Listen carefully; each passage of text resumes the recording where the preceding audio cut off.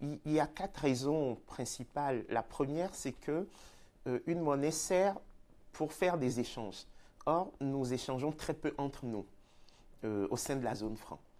La part des échanges intra-zone franc, c'est 14%. Par exemple, dans la zone euro, c'est 60%. Donc, on ne voit pas très bien l'intérêt à conserver une monnaie qu'on a depuis 73 ans et qui finalement ne sert pas à faire des échanges entre nous. La deuxième raison, c'est que c'est une monnaie très forte. Donc, ça joue sur la compétitivité parce que le franc CFA est relié de manière rigide à l'euro. Un euro égale 655 francs CFA. Et comme le dit l'économiste Dani Rodrik, une monnaie forte agit comme une taxe sur les exportations et une subvention sur les importations. Donc, vous ne pouvez pas être compétitif. La troisième raison, et pour moi c'est peut-être la plus importante, c'est que la zone franc est une zone de répression financière. On ne finance pas suffisamment nos économies. Le crédit rapporté au PIB est de 23%, c'est très faible. Dans la zone euro, c'est 100%. Aux États-Unis, 300%. Ça veut dire que nos jeunes n'arrivent pas à accéder au crédit pour pouvoir financer leurs projets, créer des emplois. Et ça, c'est quelque chose de très important parce qu'on alimente le chômage de bien masse. sûr des jeunes. Et la quatrième raison, c'est que nos banques centrales n'ont aucune préoccupation de croissance économique. Comme pour la Banque centrale européenne, le seul objectif, c'est la lutte contre l'inflation. Or, les économies jeunes, comme les économies africaines, dynamiques, ont besoin d'avoir une demande forte. Ça tire l'inflation, mais en même temps, ça tire la croissance, mais ça crée des emplois. Quand vous prenez l'euro, qui est une monnaie forte, vous voyez que les taux d'inflation en zone euro sont très bas. Dans la zone franc, c'est pareil, mais les taux d'intérêt dans la zone euro sont également très bas parce qu'il n'y a pas de risque de perte en capital pour un prêteur. Mais dans la zone franc, nos taux d'intérêt sont à 2 chiffres. Et donc, c'est comme une double peine. On a une monnaie forte qui pénalise nos exportations, mais en même temps, on a des taux d'intérêt réels très élevés qui pénalisent les investissements.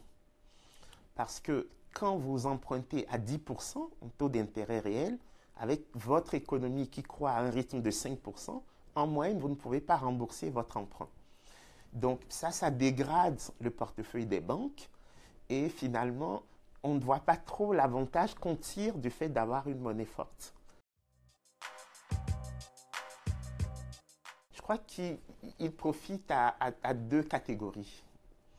Il y a les grands groupes européens qui font des affaires en Afrique, notamment les groupes français, et qui bénéficient finalement de cette parité fixe, de la garantie de convertibilité et de la liberté de circulation des capitaux pour rapatrier facilement leurs bénéfices dans la zone euro.